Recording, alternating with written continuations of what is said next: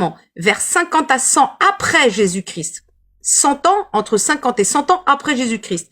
Les écrits originaux, évangiles, actes, épîtres, apocalypse, sont rédigés. Deuxième siècle, certaines églises utilisent des écrits différents. Il n'existe pas encore de liste officielle. Vers 200 après Jésus-Christ, la majorité des églises reconnaissent les 4 évangiles. Donc la majorité, ça veut pas dire la totalité. Ça veut dire qu'il reste une minorité. La majorité des églises reconnaissent les 4 évangiles, les actes et les lettres de Paul. Ensuite, 367 après Jésus-Christ. La première liste complète des 27 livres actuels du Nouveau Testament apparaît dans la lettre de Pâques d'Athanasa d'Alexandrie.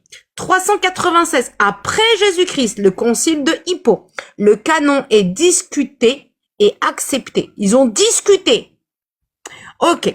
397, j'ai pas fini. Tu te mutes. J'ai pas fini. 397 et 400, entre 397 et 419 après Jésus-Christ. Il y a eu le concile de Carthage.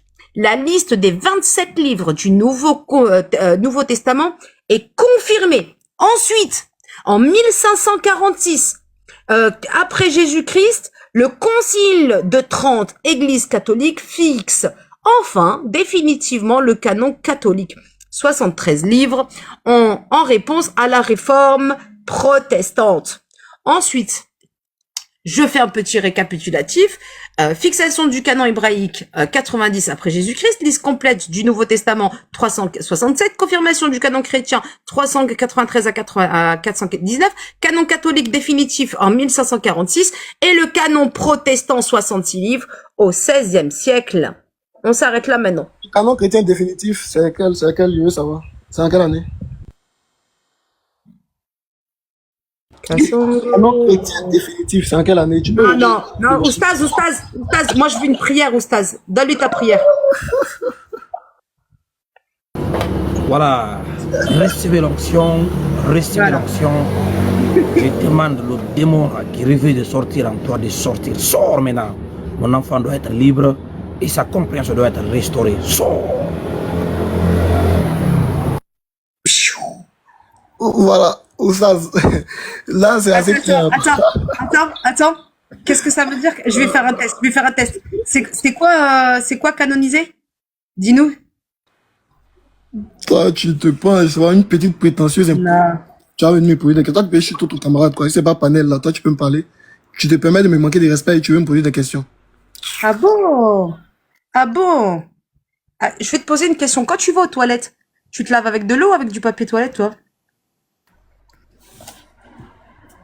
Avec ta cervelle, c'est pour ça qu'elle est toute rouillée. Ne le descends pas. Eh, écoute. Il faut se calmer, hein, par contre. Tu vas te calmer. Voilà. Ma sœur, pour laisser. Ne commence pas comme ça. de respect, hein, parce que là, tu essayes de te faire descendre, mais c'est toi qui passe pour un con. Hein, je te le dis. Littéralement. Tu passes totalement pour un con et un ignare. Voilà. Ta réaction est nulle. C'est celle d'un lâche. Voilà. Moi, je suis le plus serein de vous tous. Et puis, moi, j'insulte pas, je ne suis pas agressif, ni tout ce qui va avec. Moi, je te dis, voilà. t'es un et lâche. là, vous avez parlé. Maintenant, écoute, j'ai pas fini de parler. Nous, canonisation ou canoniser, on ne sait pas ce que ça veut dire. Voilà. On n'a pas la définition. Donc, toi, grand savant crétin, donne-nous la définition, s'il te plaît. Merci. Non, je ne vais pas donner la définition, je suis désolé. Quand vous me posez des questions, là, une définition, je la donne. Quand je vous la pose, répondez-moi simplement. Vous pouvez pas me retenir la question. J'étais en train de lire le texte. On connaît pas. Bon, je ne connais pas. Regarde, je vais te dire. Je ne connais pas non plus, voilà. Je ne connais pas. Je vais te dire une phrase en français et qu'est-ce que tu ne comprends pas dans cette phrase? On ne connaît pas la définition de canoniser. Je ne connais pas moi non plus. Donc, alors, tu vois. Voilà. Donc, on reste comme ça. Donc, ne pose plus jamais de questions comme ça. Voilà. Mais je ne vais pas répondre parce que quand vous me posez des questions, moi, je peux intervenir, Oustaz Kamara. Je peux intervenir. Je dis, tu ne connais pas. Je dis, ok, je ne connais pas non plus. Il n'y a pas de complication à ça. Voilà, c'est bon. C'est bon, avançons maintenant.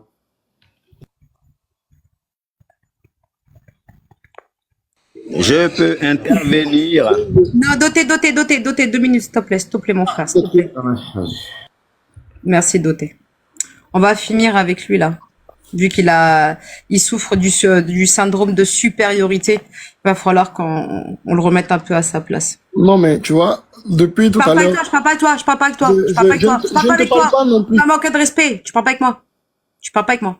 Tu m'as manqué de respect alors que je t'ai rien dit. En fait, tu m'as attaqué pour qu'en fait je te fasse descendre. Tu vas pas descendre, je vais te laisser là. D'accord? Non, mais tu m'as... Il y a 153 personnes qui t'ont écrit en bas, pourquoi t'as insulté la dame, elle t'a rien fait. Ah, mais quand je m'appelle malade, je dis quoi? Non, mais t'es malade. Oui, t'es malade. T'es Voilà, malade. Et Oui, là, la mythomanie, c'est une maladie. Oui. Elle est soignée en psychiatrie. En France, on soigne la mythomanie. Oui. En psychiatrie, nous, ici en France, on soigne la mythomanie. Les gens mythomanes, on les soigne. Ceux qui mentent pour mentir, voilà, on les soigne. Donc, j'ai demandé On va voir si à mon frère Oustaz Camara de te faire une prière, même